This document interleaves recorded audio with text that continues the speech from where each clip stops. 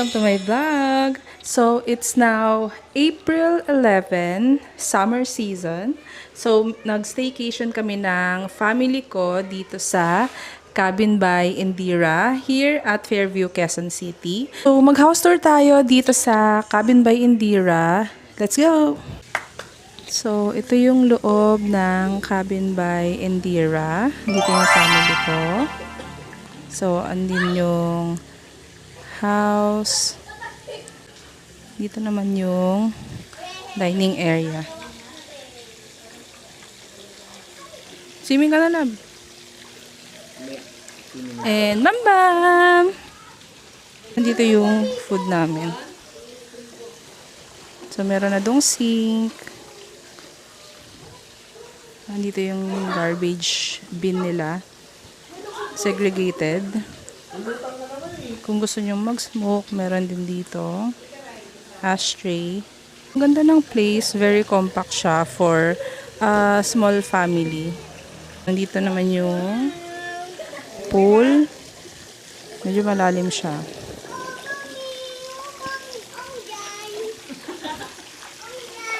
Yung family ko. Hi!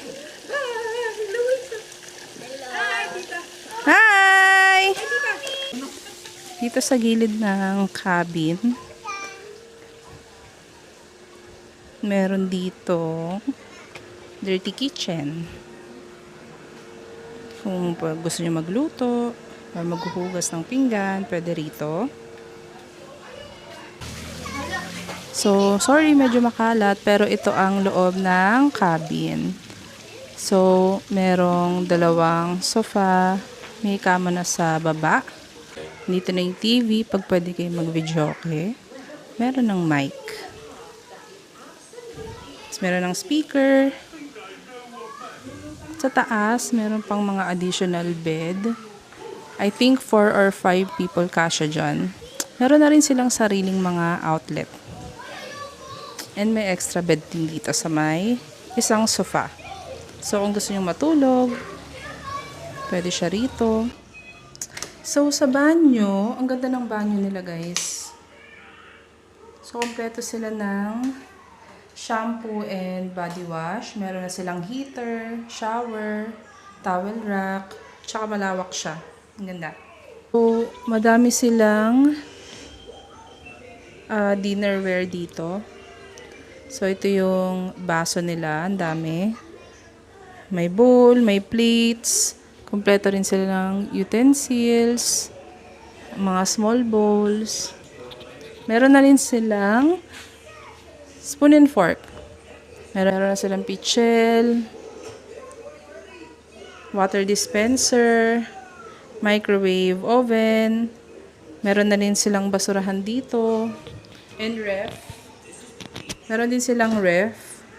2-door and pinapagana nila kapag meron silang guest dito. So, maganda rin yung sink nila. Kompleto din. Meron ng dish soap, hand soap, and meron na rin silang rice cooker. And kapag gusto nyo dumaan dito sa gilid, meron din silang other door. So far, ang ganda ng ambient dito sa Cabin by Indira. Malinis. Malinis yung cabin. Sobrang bango. Well-maintained yung place. So, later, mag-swimming tayo and kakain na rin. Kasi hindi pa ako nag-aalmusal.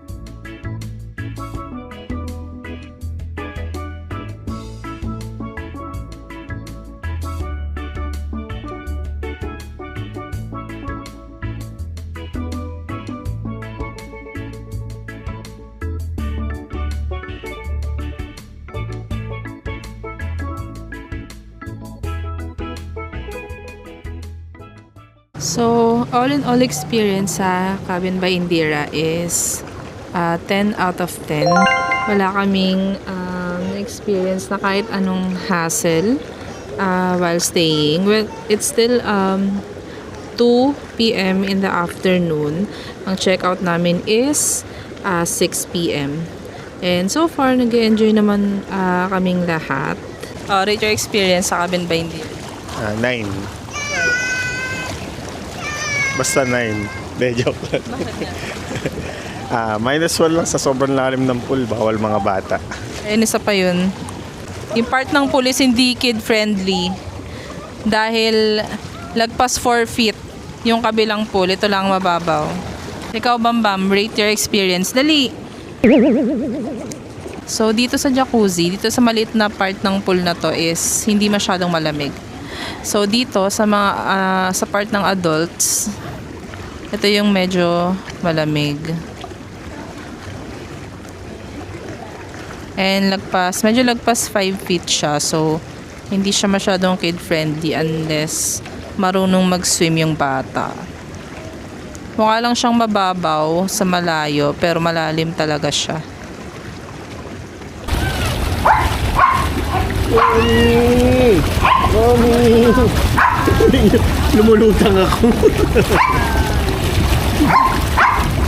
So, that ends our vlog for today. Uuwi na po kami later.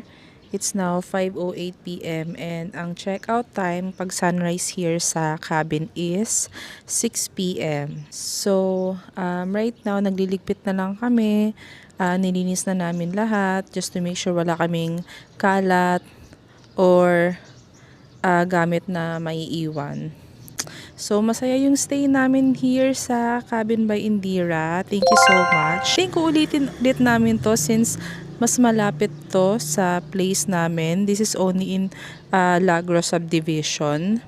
So, see you sa next naming staycation. Bye for now!